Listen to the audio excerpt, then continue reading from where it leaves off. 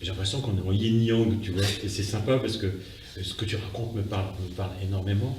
Et moi, ça m'évoque un souvenir sur le sujet de la confiance reçue, qui est le prérequis de la confiance en soi et de la confiance qu'on peut donner.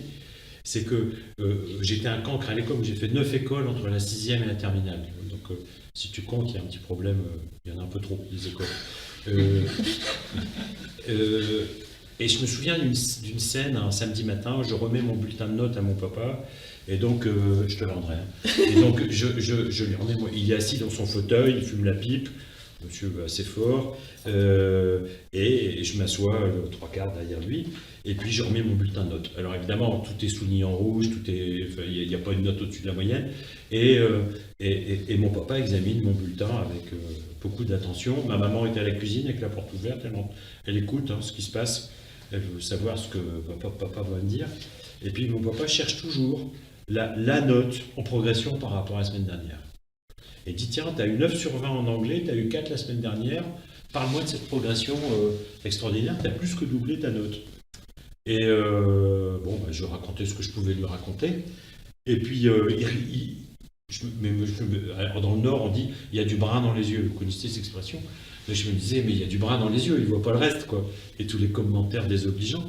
Et à l'issue de cet entretien, papa me remet une pièce de 5 francs, me disant, c'est bien, je te félicite pour ta progression en anglais.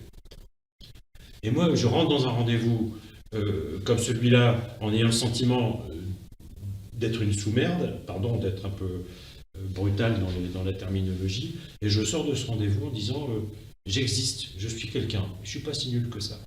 Et je me souviens qu'une fois, ma maman a pris mon papa à part en lui disant enfin, mon chéri, comment veux-tu que ce garçon s'en sorte dans la vie si, en plus d'avoir des mauvais résultats, tu le récompenses? Comment il peut comprendre?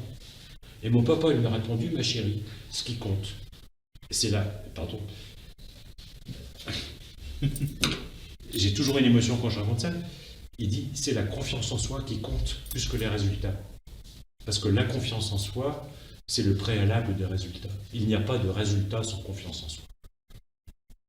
Voilà. Donc, moi, j'ai reçu ce capital d'amour, de bienveillance, d'intelligence, mais surtout de confiance en moi. C'est-à-dire qu'ils ont entretenu, par tous les moyens possibles, ma confiance en moi, malgré que j'ai fait 9 établissements, malgré que j'ai fumé des pétards pendant plusieurs années pour trouver ma nature profonde.